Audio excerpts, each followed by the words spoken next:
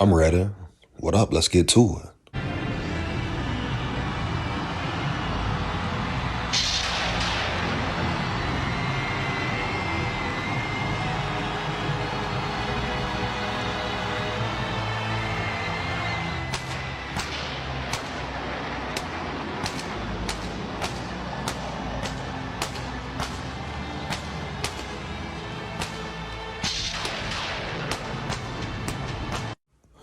So the NFL has increased the salary cap space for the 2024 NFL season.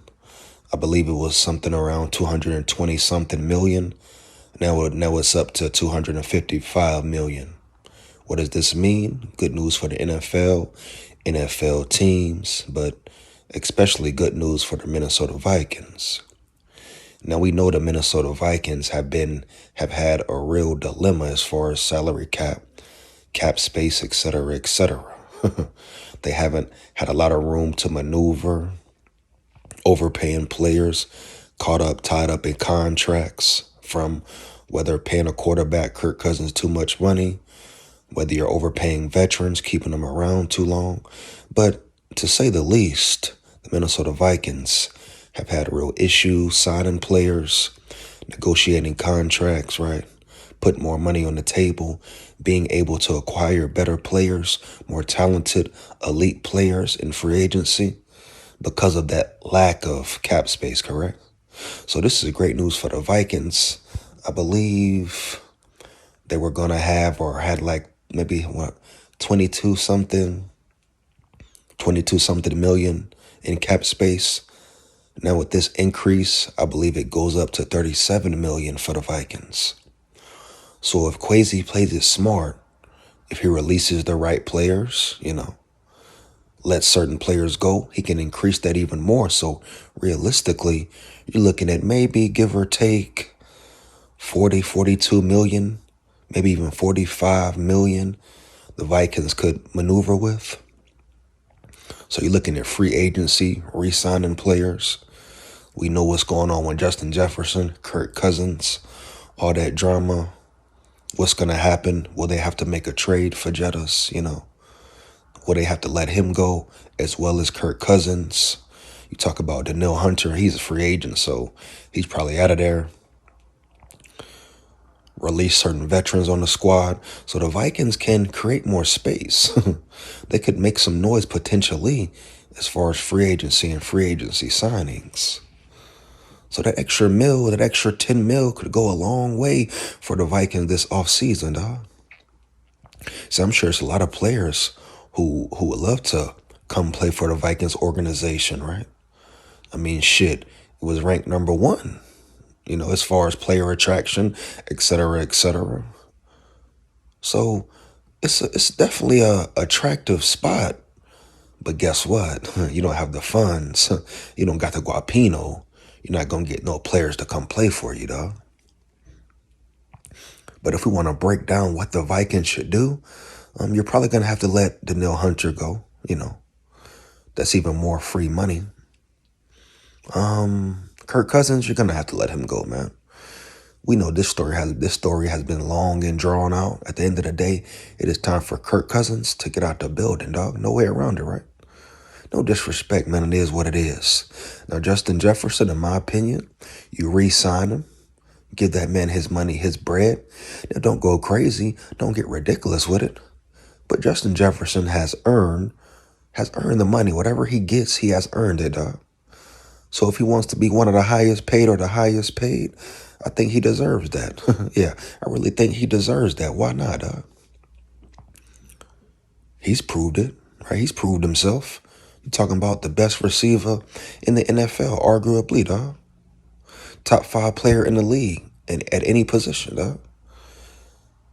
And he was ranked that by his peers, by players he goes up against week in, week out, every Sunday, dog. He's on the gridiron with. So it's no denying it. But Kwesi has to be really smart about the way he handles this money.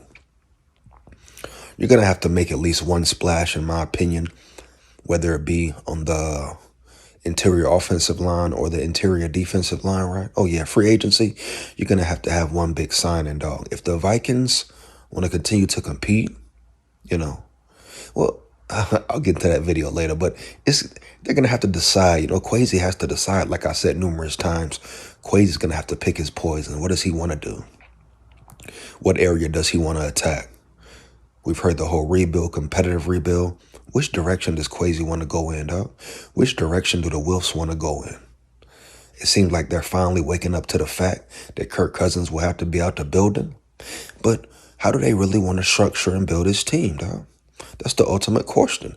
How do they want to structure and build his team, baby? Period, bottom line, dog. Once they figure that out, then they can move forward, man. But decisions have to be made, man. Gonna have to release certain players, free agents. They don't want to take a pay cut. Get them out the building. Only re-sign players that you should re-sign, and let's not make it ridiculous. Let's not forget they're gonna have to re-sign Christian Darrisaw. We already know Jettas is coming up, dog. Eventually, you're gonna have to have rookies to re-sign. Now, Jordan Addison, he got about 3 more years until his rookie contract is up. Then you got this year's draft, your first round pick. You got to pay him. Yes, they can make trades. They can make certain maneuvers, but really, man, you talk about D Hunt.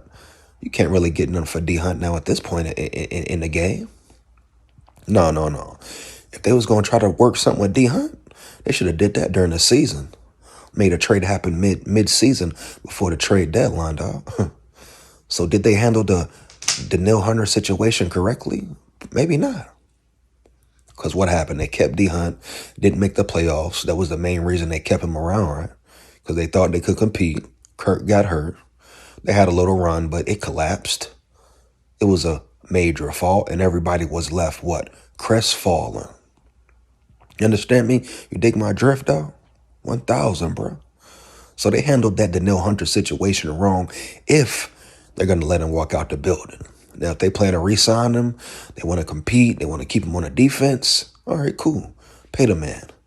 But if you waited a whole season, not even to make it to the playoffs, to keep D Hunt when you could have traded him, got a first round, a second round, maybe a third as well, earned you some draft capital, but you keep him around a whole season only to let him walk to a team like the Bears that improves them instantly.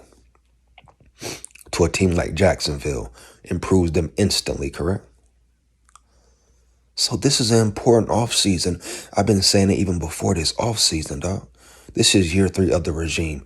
This is the make or break year. Excuse me. This is the make or break year, dog. For Quasi, O'Connell, even the Wilfs for real. Even the Wilfs for real, like it or not, dog. Even the Wilfs. What decision will they make if this whole thing is a bust? If the Vikings don't win games, if they don't accomplish the goals, if they don't become Super Bowl contenders, dog. We've seen it in numerous years, though. Previous years, the Wilfs, okay, would be an average or mediocre. So who knows? Even if Quasi and O'Connell suck next year, dog, their 4th year, the Wilfs might keep them around for eight plus years. Seen it with Mike Zimmer, seen it with Rick Spielman. The Wilfs don't like making an abrupt change, but sometimes it's necessary. But this year's season, year 3, the make or break year for Quasi, dog. But that's great news for the Vikings. I'm sure Quasi's happy about it. Gives them way more room to maneuver, but they got to make the right choices, right decisions, or it's going to bite them in the ass, dog. How are they going to handle these extra funds? Who are they going to pay? Who are they going to try to sign? Et cetera, dog. This is their job. Let's see how Quasi handles it. Let's see how all his analytics, see if it pays off, dog. Sooner or later, he's going to have to identify football players and keep nothing but good or elite football players on his squad. Period, bottom line. Let me know how you feel about it, man. You agree or disagree? Make sure you like, comment, and subscribe. Hit that notification bell. Let's get to it, dog. Big Skull here. Skull Vikes forever. Heavy.